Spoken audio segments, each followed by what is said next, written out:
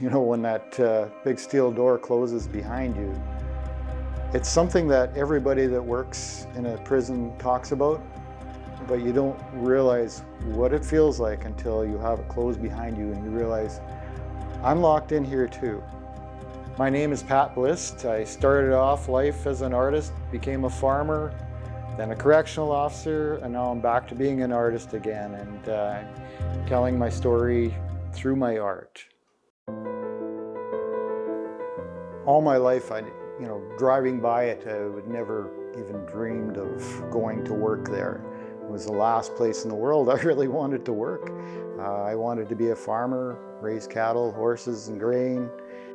The 1980s, high interest rates, a few crop failures, didn't take long and we were in trouble.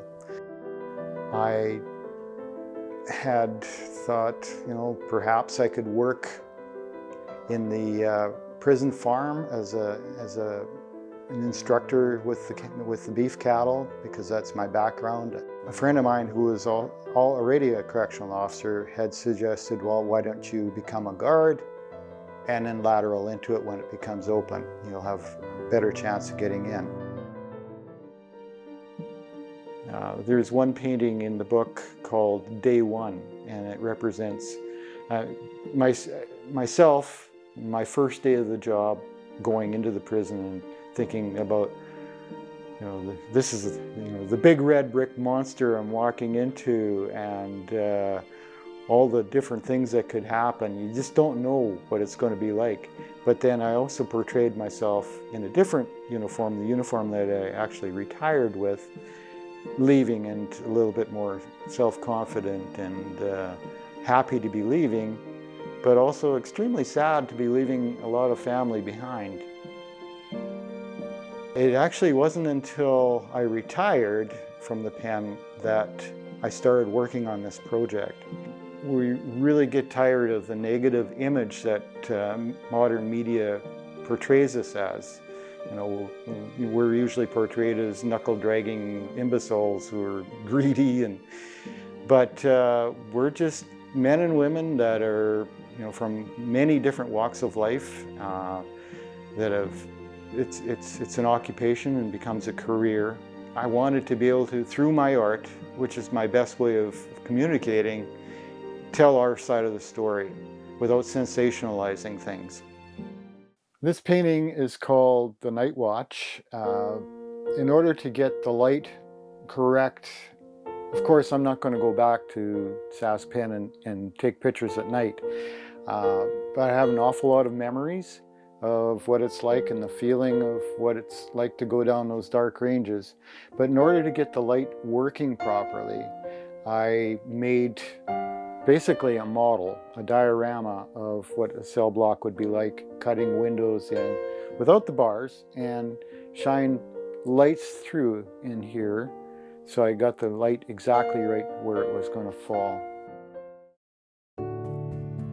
It was after a small showing of about half of the work that I found people were really responding to this work.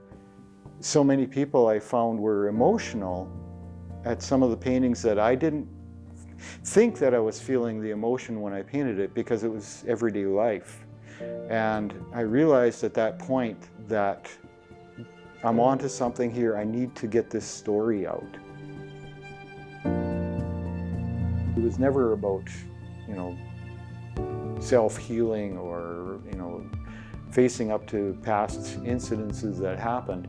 It just kind of suddenly realized that, this has actually been very uplifting and helpful, and I feel so much better after I get this out. This painting is called When It Hits the Fan. It's all about the violence that takes place in prison. It's a very, very serious thing when it happens. People get hurt, both sides. It's never fun. But I wanted to bring a little bit of light to it, a little lighthearted. So I used a cartoon fight in order to explain it a little bit better. Even the rat has significance in prison, as anybody that's watched any prison movie knows, and that goes for both sides of the bars. Well, the feedback's been very positive. Any of the officers I've talked to, very up about it, and really glad that I did it. In fact, I've had a few say that, thanks for doing this, because now I can show my family what I do for a living or what I did for a living. And some that will say that it's helped them deal with some issues too.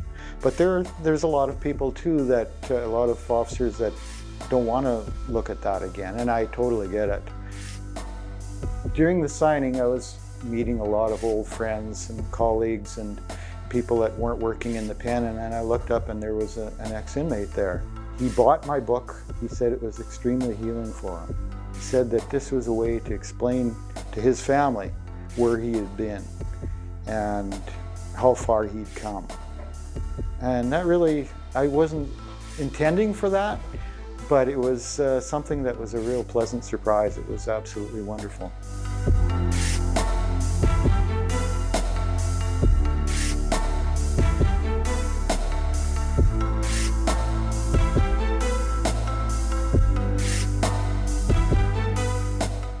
If you have program ideas that you'd like to see on MaxTV Local On Demand, write us at max.local@sasktel.com.